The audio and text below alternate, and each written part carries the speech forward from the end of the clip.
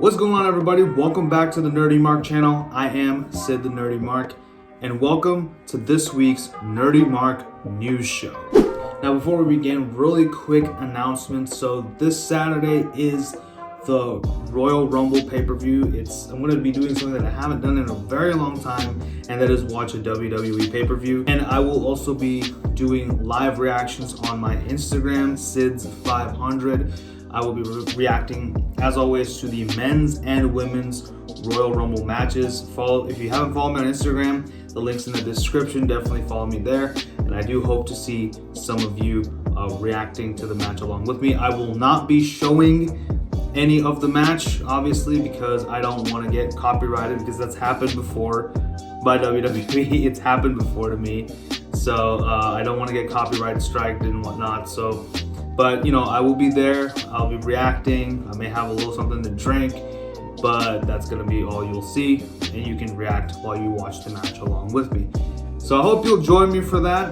But with that being said, let's get on to some news stories for this week. So for our first piece of news, Dwayne "The Rock" Johnson, probably the biggest actor, literally and figuratively, is set to play Black Adam later this year for DC. He talked to Men's Journal a little bit about preparing for the role, his workout, his diet plan. He even mentioned his legendary cheat days, which was cool. They're actually really cool. I like them. And also, he talked a little bit about his morning routine. So thank you for that, Mr. Johnson. Really, really appreciate you. But in the end, Dwayne decided to drop a bit of a bombshell. So Men's Journal asked him this question, and this is a direct excerpt from the interview itself. They asked, "You've had a long history with Microsoft and the Xbox. Do you have any plans to bring video game characters to the big screen?" And Johnson's response was, "I've always been a big Madden fan. I can't tell you which game in particular we're doing, but there will be an announcement this year. We're going to bring one of the biggest, most badass games to the screen, one that I've played for years. I'm really excited to bring it to fans around the world. Of course, we're going to do right by our gamer friends, but really, we're just going to make a great movie."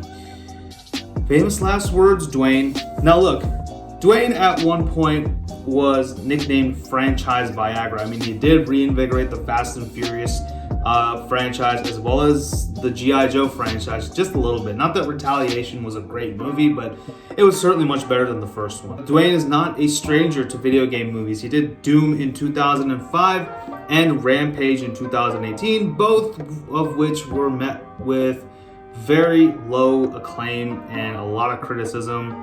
2005, though, just wasn't a good year for Dwayne "The Rock" Johnson when it came to movies. I mean, this happened in Doom. And also, all the action scenes were filmed in first person. Like, what the hell, you know? And of course, Rampage, for those who don't know, it's an old 1980s arcade game where you basically play as a giant monster and you wreck as many buildings as possible. I've played it before. It's a lot of fun. But they made that into a movie, which didn't really work. So, I mean, excuse me if I'm not just absolutely ecstatic about the prospect of The Rock starring in a video game movie, just given his track record and Hollywood's track record in itself. Now, I mean, a lot of people have tried to speculate what the video game movie he's going to take might be. It's probably not going to be Madden. I mean, he said he's played Madden, but I don't think it's going to be it.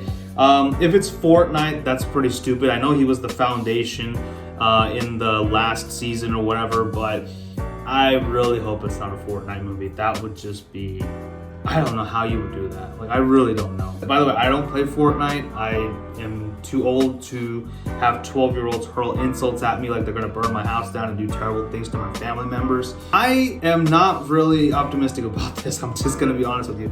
And it's not because of The Rock. I love Dwayne "The Rock" Johnson. Like, he's one of the reasons, first of all, I got into wrestling.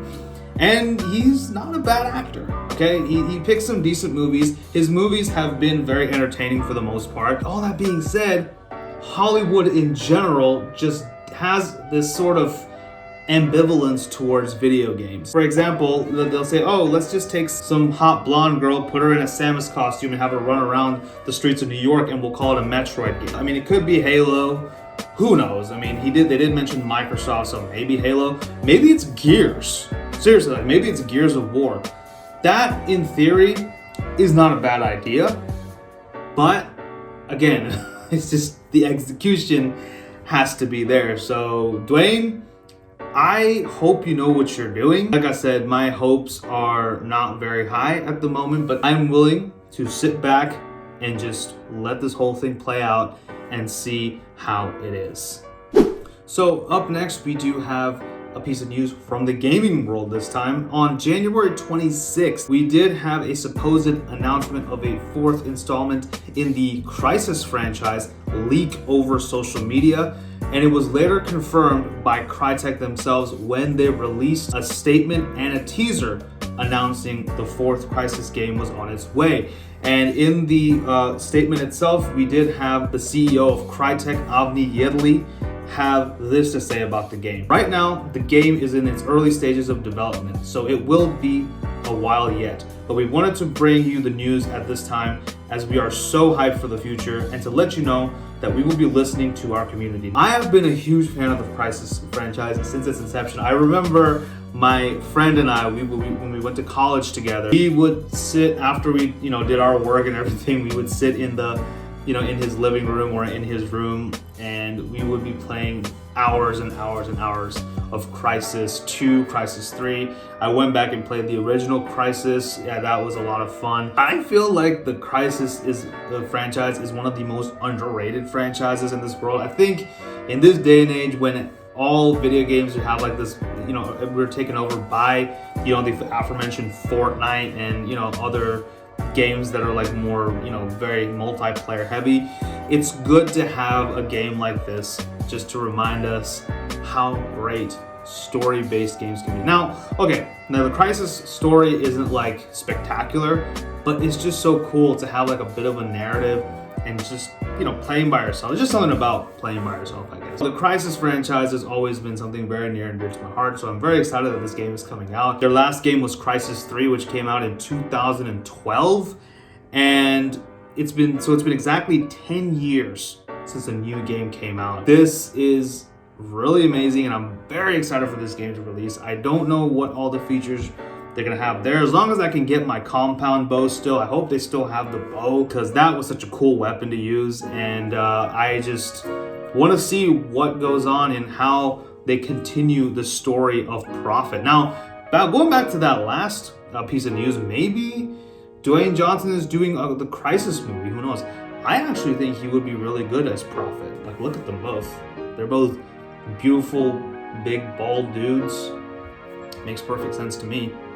And our final piece of news does come to us from the wacky world of pro wrestling. So recently, Kazuchika Okada, the Rainmaker, sat down with Wrestling Observer's Dave Meltzer for an interview. He talked about a variety of things. And then finally he came up to a part about having dreams. So he talked about some potential dream matches that he would like to have. So here's an excerpt from this interview. So, really, we can't possibly say it at the moment, and everything is so up in the air, and sometimes putting these situations out, they might just end as dream matches, and everybody's got a limited number of days left. But it's because we're in the situation that we're in that these dream matches become more important to all of us as fans to give something to imagine and speculate and look forward to. So who knows? It might be Bryan Danielson, it might be CM Punk, it might be Triple H, or it might be Shinsuke Nakamura, a match that I really want to see. I know they've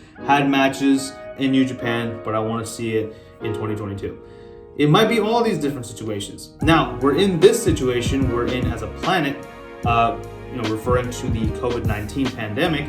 And as a society, it's more important than ever to have these crazy speculations and wild dreams of things to do. Now, we put out a few names there, but some of the notable ones that I wanted to talk about were Triple H and Shinsuke Nakamura.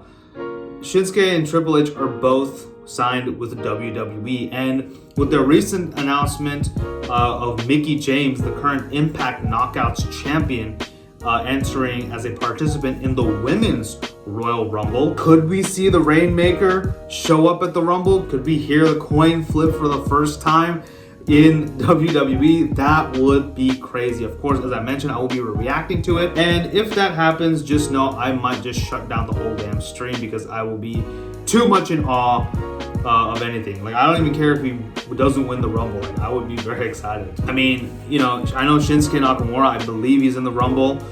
If Okada shows up, I need a moment between Nakamura, Okada, and AJ Styles. I need just those three having like a stare down. All those rumors of him showing the Rumble have been circling around in social media.